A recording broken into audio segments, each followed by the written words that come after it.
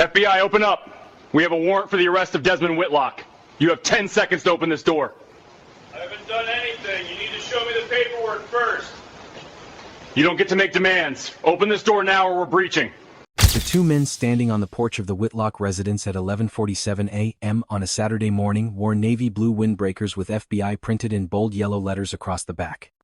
They carried what appeared to be service weapons, spoke with commanding authority, and moved with the confidence of federal agents executing a high-priority warrant. But Sergeant First Class Desmond Whitlock had spent 18 years in the United States Army, including 4 combat deployments and 6 years as an instructor at Fort Bragg. He knew what real federal agents looked like.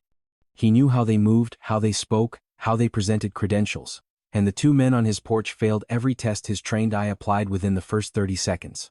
What these fake agents didn't know was that behind the door they were threatening to breach, Whitlock wasn't alone. His entire squad from the 82nd Airborne Division had gathered for a post-deployment reunion barbecue. 12 combat veterans, all trained in tactical operations, all watching the confrontation unfold through the home security system Whitlock had installed after his 3rd deployment. The criminals had chosen what they thought was an easy target. They had made the worst mistake of their lives. Before we continue, where are you watching from? If this is your first time here, please hit that subscribe button. Stories like these need to be shared, and your support helps us bring more truth to light. Desmond Whitlock had enlisted in the Army at 19, fresh out of high school in Fayetteville, North Carolina. Over 18 years, he'd risen from private to sergeant first class, earned a Bronze Star and 2 Purple Hearts, and completed deployments to Iraq, Afghanistan, Syria, and Somalia. His wife, Simone Whitlock, was a former Army medic who now worked as an emergency room nurse. They'd moved into the Pine Ridge subdivision 3 years earlier, drawn by the good schools and proximity to Fort Bragg.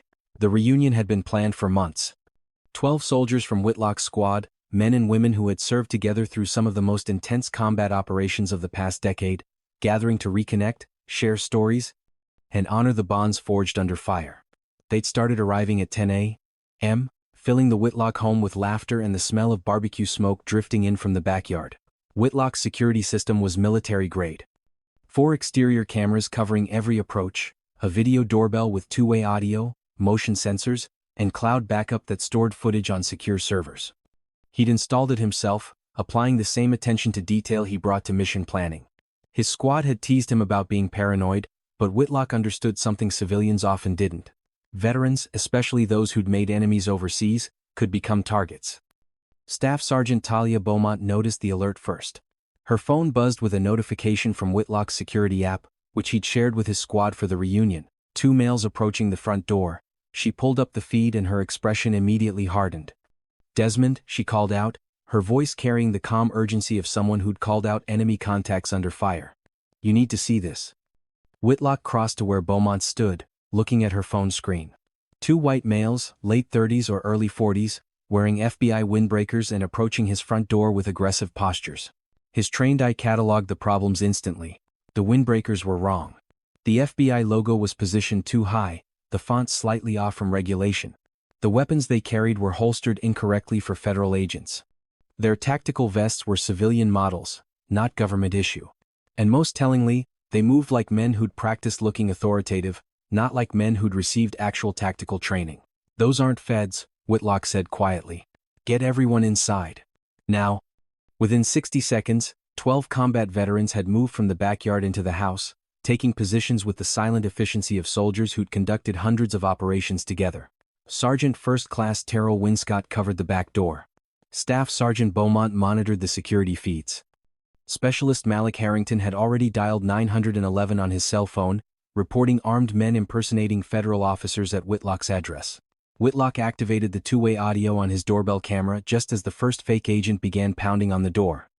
"FBI, open up. We have a warrant for the arrest of Desmond Whitlock. You have 10 seconds to open this door." Whitlock's voice was steady through the speaker. "Sir, I'm Sergeant First Class Desmond Whitlock, United States Army. I need to see that warrant and your credentials before I open anything. Please hold your badge and the warrant up to the camera." There was a pause. Through the camera feed, Whitlock watched the 2 men exchange glances. The uncertainty was visible even through the video. They hadn't expected this response. "You don't get to make demands," the second fake agent said, recovering his aggressive tone. "Open this door now or we're breaching." "Sir," Whitlock replied, his voice never rising, Real federal agents are required to present credentials and warrant documentation upon request. That's standard procedure. If you're legitimate, you know that. Hold your credentials up to the camera and we can proceed properly. The first fake agent stepped closer to the door, his face filling the camera frame. His expression was meant to intimidate, but Whitlock had faced down insurgents in Fallujah. A con man in a windbreaker didn't register on his threat assessment. This is your final warning. We have information that there are illegal weapons in this residence. Open this door or we will breach it and arrest everyone inside for obstruction. Illegal weapons. Whitlock almost smiled. Every weapon in his home was legally registered, properly stored, and documented with both the Army and local law enforcement. He was meticulous about compliance specifically because he knew how easily accusations could be manufactured against black gun owners. Inside the house, Winscott had pulled up records on his phone. I've got nothing on any warrant for this address. No federal activity flagged in the area. These guys are ghosts. Beaumont was recording the security feed on her own phone as backup. Local PD ETA is 4 minutes. They're sending multiple units. Should citizens be required to open their doors for anyone claiming to be law enforcement, or should verification be mandatory before entry? Comment your thoughts below. This wasn't just about one attempted home invasion. This was about whether criminals could weaponize the authority of federal agencies against law-abiding citizens. Whitlock pressed the audio button again. Gentlemen, I've served this country for 18 years. I've worked alongside actual FBI agents on joint operations overseas. I know what real federal credentials look like, and I know what real procedure looks like. You've failed to produce a warrant, failed to present credentials, and your equipment is non-standard. I'm not opening this door. Real law enforcement is already en route. I suggest you leave. The effect was immediate. Both fake agents took a step back, their body language shifting from aggressive to uncertain. Whitlock watched through the camera as they consulted in hushed tones, clearly debating their next move. The first one reached for something on his belt, a breaching tool, compact but effective, the kind sold online for tactical enthusiasts. They're going to try to breach, Whitlock announced calmly. Everyone maintain positions. Do not engage unless they enter the residence. We are acting in lawful defense of our home. 12 veterans shifted slightly, preparing. They had no intention of initiating violence, but every person in that house understood use of force law, understood castle doctrine, and understood that armed intruders attempting forced entry into an occupied home had forfeited any assumption of peaceful intent. The fake agent raised the breaching tool, measuring the door. His partner had his hand on his weapon, scanning the windows. Whitlock's security cameras captured everything in high definition, the footage uploading in real time to cloud servers, creating an unalterable record of every moment. Then sirens. Faint at first, but growing rapidly louder. Both fake agents froze. The one with the breaching tool lowered it slowly, his head turning toward the sound. His partner grabbed his arm, saying something urgent that the doorbell microphone couldn't quite capture. They ran. Whitlock watched through the cameras as they sprinted down the driveway toward a white van parked 3 houses down. The van's license plate was clearly visible on the footage. Within seconds, they were inside and pulling away, tires squealing. Winscott was already on the phone with 911, relaying the van's description and direction of travel. Beaumont had the license plate photographed and was sending it to every law enforcement contact she had. Harrington had moved to the front window, tracking the van's progress down the street. 3 police cruisers appeared at the corner just as the van reached the intersection. Whitlock watched with grim satisfaction as the van attempted to turn and found itself boxed in by 2 more units approaching from the opposite direction. The arrest was almost anticlimactic. The fake agents, whose real names were later identified as Connor Fairbanks and Seth Lockhart, surrendered without resistance once they realized they were surrounded by actual law enforcement. They knelt on the pavement with their hands up, all the earlier bravado completely evaporated. Officers secured the van and found a disturbing inventory. Additional FBI gear, including badges and identification cards with multiple names, detailed files on 6 other homes in the Pine Ridge subdivision, complete with photographs, schedules, and estimates of valuables. Zip ties, duct tape, and a portable safe-cracking kit. This wasn't an opportunistic crime, it was a planned operation targeting what the criminals had assessed as vulnerable households. The lead officer, Sergeant Janelle Brewster, approached Whitlock's door after the scene was secured. Her body camera recorded the interaction as Whitlock finally opened the door, revealing the 12 veterans standing in disciplined formation behind him. "Sergeant Whitlock," Brewster said, something between amazement and respect crossing her face. "Dispatch mentioned you had military experience. They didn't mention you had an entire squad." "We were having a reunion barbecue," Whitlock replied. "These gentlemen picked the wrong house on the wrong day." The investigation moved quickly once federal authorities became involved. Impersonating FBI agents was a federal crime, and the discovery of multiple false credentials elevated the case significantly. FBI Special Agent Imani Cross took over the investigation within 48 hours. The evidence was overwhelming. Whitlock's security footage provided clear documentation of the entire confrontation, every threat captured in high definition with timestamp verification. The files found in the van connected Fairbanks and Lockhart to a string of home invasions across 3 states over 2 years. They had targeted predominantly minority neighborhoods, calculating that victims would be less likely to challenge people presenting as federal authority. The first break came when forensic analysis of their equipment revealed a supplier. A former law enforcement officer named Victor Lunsford, who had been dismissed from the U.S.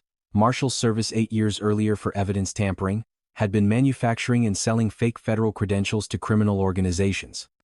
Lunsford had trained Fairbanks and Lockhart, teaching them how to impersonate agents convincingly, how to select targets, and how to exploit the authority that federal identification commanded.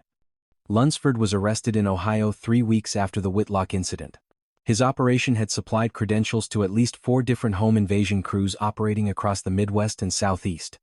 The FBI estimated that over 60 families had been victimized by criminals using his fake credentials over the previous 5 years. The trial of Fairbanks and Lockhart became a landmark case in federal prosecution of law enforcement impersonation. Whitlock's security footage was played for the jury on the trial's second day. They watched the entire confrontation unfold, heard the threats, saw the breaching tool raised, witnessed the moment the fake agents realized they'd been caught. Whitlock testified for 2 hours, his military bearing and precise recollection making him an unimpeachable witness. He walked the jury through his assessment of the fake agents, explaining exactly how their equipment, behavior, and procedure had deviated from legitimate federal standards. "I've worked with FBI agents, DEA agents, and CIA personnel during my deployments," Whitlock told the jury. "I know what professional federal officers look like. These men were pretending, and they were pretending badly. But if I hadn't had that training, if I hadn't known what to look for, I might have opened that door.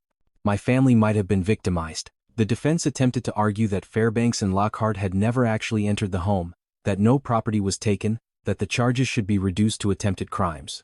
The prosecutor, Assistant U.S. Attorney Xavier Marchand, demolished that argument. "They wore FBI credentials," Marchand told the jury. "They announced themselves as FBI. They threatened to breach the door of a United States Army veteran and arrest everyone inside. The fact that they failed doesn't reduce their culpability, it just means they chose the wrong target." The jury deliberated for 4 hours, guilty on all counts. Impersonating federal officers, attempted burglary, conspiracy, possession of forged government documents, and criminal threatening. Fairbanks received 22 years in federal prison, Lockhart received 19 years.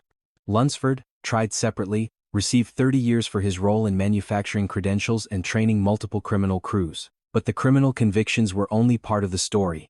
Whitlock filed a civil lawsuit against Fairbanks, Lockhart, and Lunsford, seeking damages for emotional distress, violation of civil rights, and the cost of enhanced security measures for his family. The lawsuit also targeted the online retailers who had sold the fake FBI gear without verification, arguing they had enabled the impersonation scheme. The settlement, reached 18 months after the incident, totaled $2.7 million. Fairbanks and Lockhart's seized assets contributed $340,000, Lunsford's assets contributed another $890,000. The online retailers settled for $1.47 million rather than face a jury trial with Whitlock's devastating footage.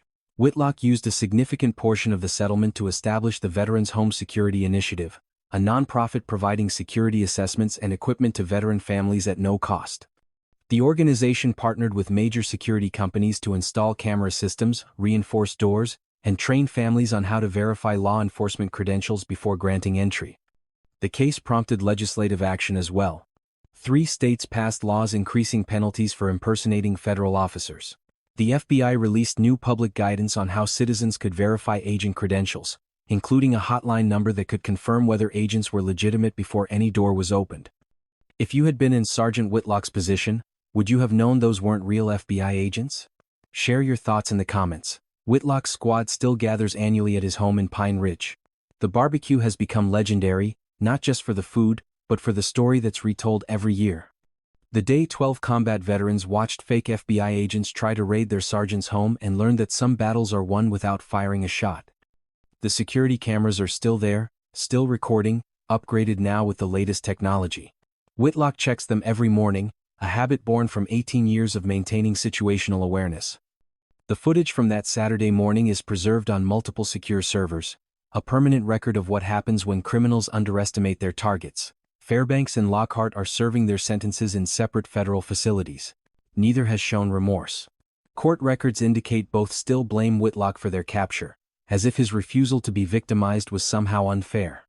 Lunsford, the former marshal who trained them, filed 2 unsuccessful appeals before finally accepting his sentence. His operation is dismantled, his network of criminal buyers identified and prosecuted.